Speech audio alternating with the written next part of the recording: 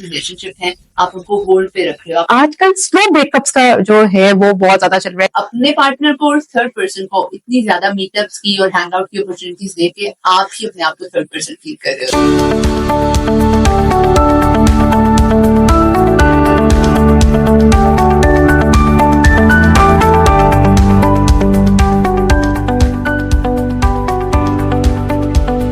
अच्छा sir, there is a phenomena called benching, तो उसको थोड़ा सा एलैबोरेट कर दें और हमें अवेयर कर दें कि ये बेंचिंग क्या है और ये सब कुछ। बेंचिंग और backup dating, this is very very common. जब लोगों को पता होता है कि हमने किसी एक इंसान के साथ रहना है, लेकिन उसके बावजूद वो होल्ड पे रखते हैं दो तीन। अच्छा।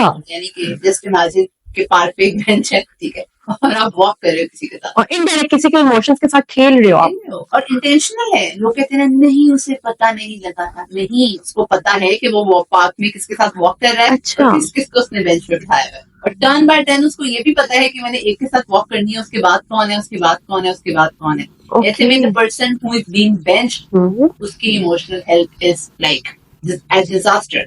अब यहाँ पे ये होता है कि ऑब्वियसली आपको पता है कि हमारी शादी किससे होनी है, बट उसके बावजूद आपके जिन के साथ रिलेशनशिप है, आप उनको होल्ड पे रख रहे हो, आप उनको बैकअप पे। अच्छा। बिकॉज मैं पूछती हूँ, मेरे पास प्री मैरिज काउंसलिंग के लिए भी लोग आते हैं कि आप ऐसा क्यों करते हैं। कहते हैं हमें अच्छा लगता है कि सुबह उठते हैं तो हमारे इनबॉक्स में मैसेजेस होते हैं, शाम होती है तो हमें 4 लोगों के मैसेजेस आए होते हैं कि किससे मिलना है। और तब जब हमारे पास एक चॉइस होती है ना, तो हम जब उस टाइम पे अपने आप को, अपनी इमोशनल नीड को अपनी प्रायोरिटीज के अकॉर्डिंग सेट करते हैं कि हमने हाँ इससे मिलना है, आज इससे मिलना है, कल उसने मुझे थोड़ा सा इग्नोर किया था तो आज मैंने उसको डबल इग्नोर करना है, ताकि वो कल ज्यादा मेरी तरफ लग या मुझे ज्यादा इंपॉर्टेंस दे। तो ये जो एक साइकिल है ना, एक रिटेलिएशन है। उनके रिलेशनशिप में हर एक की कुछ एक्सपेक्टेशंस होती है कि अगला बंदा हमें यहाँ पे इस मुकाम पे रखे, तो उसको इम्पोर्टेंस नहीं मिलती, तो कहते चलो भाई कोई और सही। तो जब उनको ये सब चीजें नजर आ रही होती है ना, तो वो कहते हैं कि जो हमें प्रायोरिटाइज नहीं करा, तो जरा उसको थोड़ा सा तरसाओ, उसको थोड़ा सा स्पेस पे रखो। Let's come to that person again after keeping that on backup, और उसको होल्ड पे रखते हैं लंबे अरसे के लिए, और पूरा साइकिल लगा के आते हैं, बेंच पे बारी बारी से अपनी उंगली पकड़ते हैं, वॉक करते हैं, और फिर उस बंदे की टर्न आती है कि चलो मैं अब तुम्हारे साथ डेट करता हूँ। ओके, तो सारा ये तो आजकल बहुत कॉमन है अगर देखा जाए तो। यस, मेरे पास सेशंस में होता है। अब मेरे पास भी एक रिलेशनशिप का इशू है, वो कह रहे होते हैं लेट्स सपोज मेरा सानिया के साथ भी रिलेशनशिप इशू है, मैं उसको पूरा रिजॉल्व कर रही होती हूँ, अच्छा ये टॉक्सिक चीजें हैं, ये रूल्स हैं, ये डोंट्स हैं, ये बाउंड्री क्रिएट करो। नेक्स्ट में आ रहे होते हैं नहीं जी कुछ समझ नहीं आ रही, तो मैं कहती हूँ अच्छा सानिया नो, मोना नहीं, हिना। तो दे हैव सो मेनी ऑप्शंस कि वो बेचारे रिलेशनशिप काउंसलर को कंफ्यूज कर रहे होते हैं कि उसने क्या बताना है कि किसको लॉन्ग टर्म रखो और किसको ना रखो। So they have so much on the backup. वो हमारे मोबाइल पे भी बार बार आ रहा होता backup at this time, backup at this time. हम अपने मोबाइल में जैसे बैकअप नहीं कर पाते, तो उन्होंने बैकअप पे बहुत से लोगों को रखा होता है। और बट एक्चुअली दे नो कि हमने अपनी उसी कजन या सेकंड कजन से शादी करनी है जिसके पास बहुत ज्यादा जनरेशनल वेल्थ है, और उसके साथ शादी करके हमें कोई भी मेहनत नहीं करनी। अच्छा। Someone you will be surprise कि ये मेल्स और फीमेल्स दोनों में ही बराबर है। अच्छा। अगर हम समझते हैं ना कि नहीं कोई मेल साइड पे या मेल जेंडर इसमें ज्यादा इंटेलिजेंट, उसने ज्यादा पार्टनर्स को होल्ड पे रखा हुआ है, no it's not like that. Females are equally involve in this benching, और फीमेल्स का भी यही है, वो भी मेरे पास सेशन के लिए आते हैं, आज उसने ये कर दिया, आज उसने ये कर दिया। आई एम लाइक पहले आप खुद तो अपना माइंड क्लियर करो कि आपने किसके साथ रहना है। नहीं मुझे पता है कि अब्बा आपने जैसा वेल एस्टैब्लिश बंदा ही देखेंगे, तो करनी तो उन्होंने उसी से साथ है, लेकिन मैं अभी थोड़ा सा अभी लेयर टाइम एंजॉय करना चाह रही हूँ। लेकिन उस लेयर टाइम एंजॉय करने में भी उनको 3 से 4 कैंडिडेट्स चाहिए। सो इट्स लाइक स्ट्रेंज कि males and females both are into this benching situation. Sir आपको नहीं लगता, डोंट यू थिंक कि हम इंटेंशनली खुद के साथ खेल रहे होते हैं, हम खुद को धोखा दे रहे होते हैं? हाँ, मेरे पास अगर 30 इयर्स का, 35 इयर्स का, 40 इयर्स का कोई क्लाइंट आ रहा है और कहता है हमारी जिंदगी इतनी उदास हुई, तो उसके अंदर है क्या? क्योंकि उस इंसान ने आपको छोड़ दिया, और हम उसकी यादों में हमेशा से अपने आप को सफर करवाते रहे। लेकिन मेरा एट द फर्स्ट हैंड सवाल यही है, जो जिन चीजों को मैं प्रिवेंट करने की कोशिश करती हूँ, कि आप इतनी मेमोरीज बनाए ही ना के बाद अच्छा सारा, आजकल देखा जा रहा है ब्रेकअप्स बहुत ज्यादा जो है, लोगों ने एफर्ट्स करना छोड़ दिए हैं रिश्तों को बचाने के लिए। अब एक चीज हम देखते थे ब्रेकअप्स के, अगर आपके एक बंदे के साथ या आपकी किसी भी लड़की के साथ आपकी वो कमिटमेंट नहीं हो रही या आपकी माइंड कंपेटिबिलिटी नहीं बन रही, तो आप उसको क्विट कर देते हैं। बट आजकल स्लो ब्रेकअप्स का जो है वो बहुत ज्यादा चल रहा है कि आप रहते हैं, आप उस इंसान के साथ रहना नहीं चाहते, आप उस रिलेशनशिप को ये बता रहे होते हैं कि मैं बहुत ही एक टॉक्सिक रिलेशनशिप में हूँ, बट आप उस इंसान के साथ रह भी रहे होते हैं और आप अगले बंदे को उस लेवल पे ले जाते हैं कि वो छोड़ दे और उस पर आप सारी बात डाल देते हैं कि आप तो कोई बात ना आए, लेकिन आप जो है इनडायरेक्टली आप चाह रहे होते हैं कि आप उस बंदे से जो है वो दूर हो जाए। तो इस पर आप क्या कहना चाहेंगी? स्लो ब्रेकअप्स, ठीक है, keeping someone on hold, it is again very very common, और ये देखा जाता है यूनिवर्सिटी के 4 सालों में। जब अच्छा। आपको पता है कि हमारे पास they know that they have 4 years, they know that they have a group of friends, और हम उसके अंदर ये स्लो ब्रेकअप वाली चीज और इस तरह की चीजों को एक वेव में लेके जा सकते हैं। इसमें होता ये है कि अगर आपका एक के साथ रिलेशनशिप है, कोई और पसंद आ गया, ठीक है, लेकिन उस इंसान को खुद से मना करके या खुद से पर्सनल स्पेस डिक्लेयर करके आप अपने ऊपर एक इल्जाम नहीं लेना चाहते कि हमने किसी का टाइम जाया किया या हमने किसी के इमोशंस के साथ खेला, तो आप अपनी तरफ से जो सारी एफर्ट्स होती हैं उनको कम कर देते हो, आप अपनी तरफ से हर चीज को ब्लॉकेज कर देते हो, ठीक है, और आपकी इंटेंशन ये होती है कि अगला बंदा आए। फिर कुछ अर्से तक आपको अच्छा लग रहा होता है कि अच्छा अगला बंदा आपके साथ एफर्ट्स कर रहा है, यू आर बीइंग लव्ड, आपकी बहुत ज्यादा इंपॉर्टेंस है, लेकिन फिर आपने उसको एक जगह पे बिल्कुल स्टॉप भी तो करना है। वहां पे कोई इंसान क्या करता है या क्या करती है कि आप उस इंसान के ऊपर ब्लेम करने के लिए उसके ऊपर सब कुछ प्रोजेक्ट कर देते हो कि अब आप मेरे साथ टॉक्सिक हो रहे हो, या आप मेरे साथ मतलब पर्सनल स्पेस नहीं रख रहे हैं, या ओवर डिमांड कर रहे हो मेरे साथ, मेरी अपनी पर्सनल लाइफ भी है, प्रोफेशनल लाइफ भी है। तो इस स्लो ब्रेकअप में हमारी कोशिश होती है कि हम अपनी फीलिंग्स और अपनी इंटेंशंस को दूसरे पे प्रोजेक्ट करें, और साथ साथ फिर वो बंदा होल्ड पे भी रहे, चलो अगर जो हम नया ट्राई कर रहे हैं, जो चीज दूर से हमें सोना लग रही है, तो अगर वो चांद हासिल कर जाते तो ठीक है, नहीं होता तो हम पुराने सितारे के पास। अच्छा, बिल्कुल ठीक है। अच्छा सर, आपने बात की अभी पर्सनल स्पेस की, तो इस चीज पे मैं एक बात करना चाहूंगी कि हम आजकल देख रहे हैं कि बहुत सारे रिलेशनशिप इसी बात पे टूट रहे हैं कि हमें एक अपने लिए पर्सनल स्पेस नहीं मिल रही।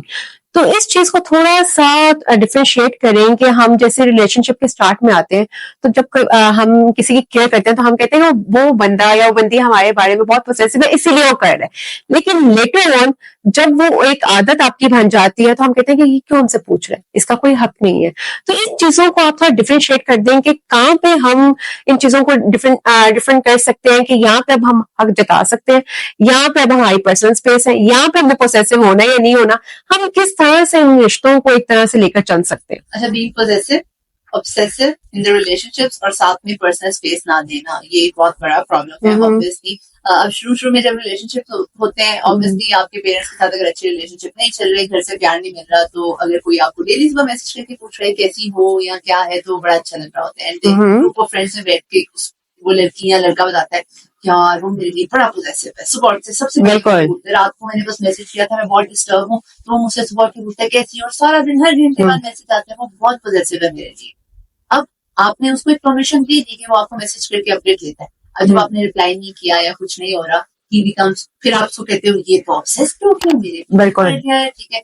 And when you feel like the need कि अब उस रिलेशनशिप से बाहर निकलने की जरूरत है कि जो प्यार हम चाह रहे थे वो तो मिल गया, अब कहीं और से मिल सकता है, तो फिर आप अपनी पर्सनल स्पेस क्लेम कर देते हैं वहां पे, where is my personal space, और फिर हम उसको टॉक्सिक आइडेंटिफाई कर देते हैं कि वो तो टॉक्सिक हो रहा है, मेरी प्राइवेसी ब्रीच कर रहा है, मेरा सेलफोन चेक कर रहा है।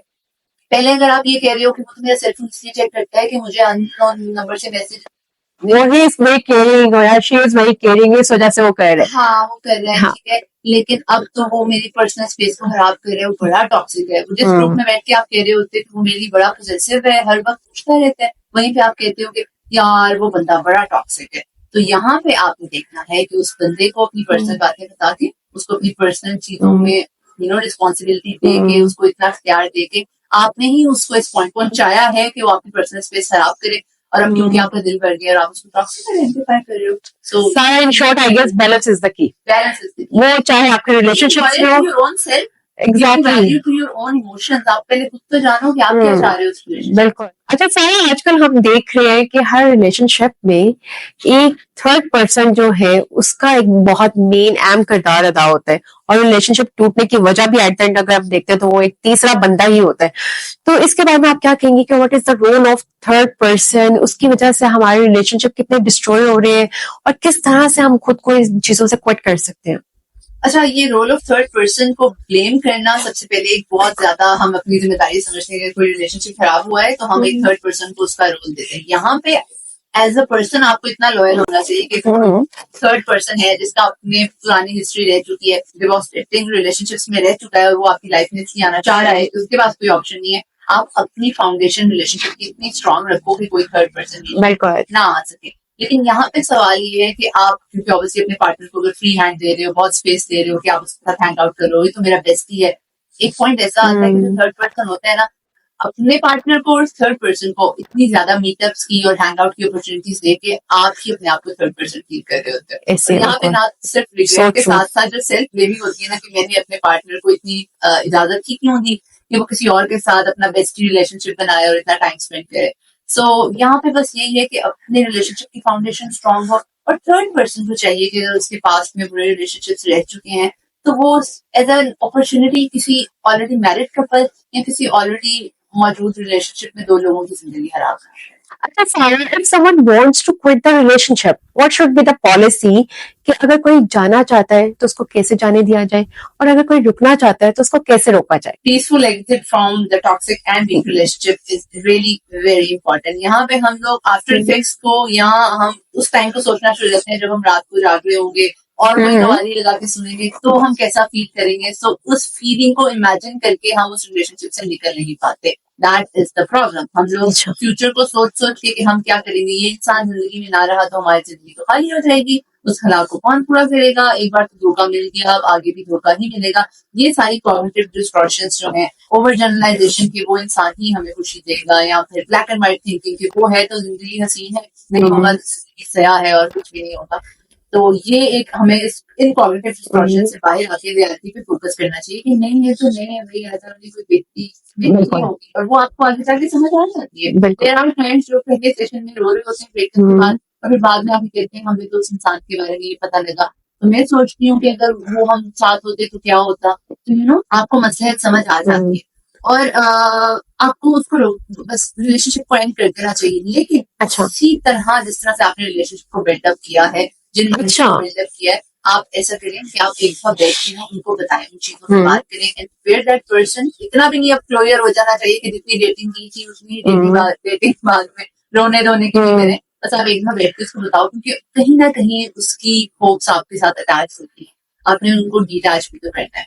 और अब ये है कि रोकना चाहिए। I guess it takes a lot of courage. It takes a lot of courage। और फिर रिलेशनशिप में आने के लिए भी इतना करेज चाहिए। कितने झूठ घर से बोल के लोग आते हैं, और फिर कितना, लेकिन आई गेस हम लोग कर लेते हैं, लेकिन जब बात आती है ना आपको किसी को रोकने की, बनाने की, वो एफर्ट नहीं हम कर पा रहे होते। तोड़ पाएंगे, उसको कितना बुरा लगेगा भाई, बाद में ज्यादा बुरा लगेगा, बाद में और बुरा लगेगा जब आप किसी और के साथ देखेगा। तो बेहतर है कि आप पहले ही उसको रोक दो। और एक और चीज है कि हमें रोकना चाहिए या नहीं, तो कहते हैं ना कि इंसान जब हाथ छुड़ा के जा रहा हो तो ये ना समझो कि वो जा रहा है, वो जा चुका है। अच्छा, ये बहुत अच्छी बात की है सर आपने, बिल्कुल। They have given the signal, they are just going to open the door और बस जाना चाह रहे हैं। बिल्कुल। जैसा कोई इंसान हो तो आप उसको कहें कि ठीक है, जाते हुए दरवाजा बंद कर। अच्छा सारा, इस सेशन के लास्ट में एक लास्ट क्वेश्चन करना चाहूंगी कि how to deal with rejections, कि अगर आपको कोई रिजेक्ट कर भी जाता है तो आप फिर उसमें अपने आप को ही आप जो है कर रहे होते हैं कि आप अपने आप को ही डिप्रेशन में लेकर जा रहे हैं कि आप में कोई ना कोई कॉम्प्लेक्स है, या आपको उस इंसान ने रिजेक्ट किया तो आप में कोई ना कोई कमी है। तो इसको हम किस तरह से डील कर सकते हैं? रिजेक्शन को डील करना मुश्किल है, लेकिन ऑब्वियसली सीबीटी का इसमें बहुत ज्यादा रोल है। आपकी जो सारी कॉग्निशंस हैं आप उनको आइडेंटिफाई करें, आप उन बेसिस को आइडेंटिफाई करें, उन पॉइंट्स को आइडेंटिफाई करें जिसपे उसने आपको रिजेक्ट किया है। अब आप ऑब्वियसली रिटन टेक्निक्स का बहुत ज्यादा रोल होता है, तो आप उसको आइडेंटिफाई करो, लिखो कि जिन बेसिस पे उसने आपको रिजेक्ट किया है क्या वो चीजें उसमें है। अच्छा, ठीक है, अगर तो है या आप में नहीं है तो आप अपने और पॉजिटिव्स को देखें। यहाँ पे आपने अपनी सोचों को ठीक करना है कि इट्स ऑलराइट कि हम बाजार जाते हैं, एक चीज हमें नहीं पसंद आई, ठीक है, वही चीज किसी और के लिए बहुत ज्यादा वैल्यूएबल होती है, तो आपने अपनी वैल्यू को आइडेंटिफाई करना है। सेकेंडली, मोमेंट्स ऑफ डिसरिस्पेक्ट को आइडेंटिफाई करना बहुत ज्यादा जरूरी है। मैं तो अपने ठीक है। क्लाइंट्स को कहती हूँ बैठे और लिखें जहां जहां पे आपको जलील किया गया है, जहां अच्छा। जहां पे आपको डिसरिस्पेक्ट किया गया है। जब जब आप उन चीजों को रिकॉल करोगे, आप उन चीजों से गो थ्रू करोगे, आप उनको पढ़ोगे, रिटन टेक्निक्स का बड़ा ज्यादा इफेक्ट होता है हमारे अमिगडाला पे, जो हमारे इमोशंस को कंट्रोल करता है। अच्छा। जब हम अपनी फाइन मोटर स्किल्स को यूज करते हैं, अपने हाथों के जरिए लिखते हैं, पेन से, it's like a written ventilation, और आप अपनी चीजों को इट्स अ रिटन कैथारसिस। फिर आपको अंदाजा होता है उस इंसान ने मुझे इतना डिसरिस्पेक्ट किया। साथ ही साथ आप अपनी वैल्यू को आइडेंटिफाई करें कि बहुत से लोग हैं जो हमें वैल्यू भी देते हैं, हमें रिस्पेक्ट भी देते हैं। तो जब आप वो एक इम्बैलेंस देखते हैं ना कि एक इंसान ने इतना डिसरिस्पेक्ट किया और दुनिया में रिस्पेक्ट दे रही है, फिर आपको अपनी थोड़ी सी वुकत का अंदाजा हो जाता है मेरी हमारी वैल्यू है। हमारी value, बिल्कुल। Identification of your value is something, और अल्लाह ताला ने आपको एक इंसान बनाया, बिल्कुल। उस चीज को आइडेंटिफाई करें और छोड़ें, जो चला गया वो चला गया, बस। ठीक है सारा, थैंक यू सो मच सारा फॉर योर टाइम और इतनी अच्छी डिस्कशन के लिए। और आई होप कि आप सबको ये सेशन बहुत अच्छा लगा होगा और हम आज से ही लोगों में अपने इमोशंस को इन्वेस्ट करना जो है वो काफी हद तक कम कर दें और अपने आप से मोहब्बत करें, अपने अंदर अपने इमोशंस को कंट्रोल करना सीखें और रिलेशनशिप को जहां तक हो सके बचाने के लिए एफर्ट करना शुरू करें। उम्मीद करती हूँ आपको ये सेशन बहुत पसंद आया होगा। अगले सेशन में आपकी खिदमत में हाजिर होंगे एक नए मेहमान के साथ। तब तक के लिए अपना बहुत ख्याल रखें और अपने आसपास के लोगों का बहुत ख्याल रखें। शुक्रिया।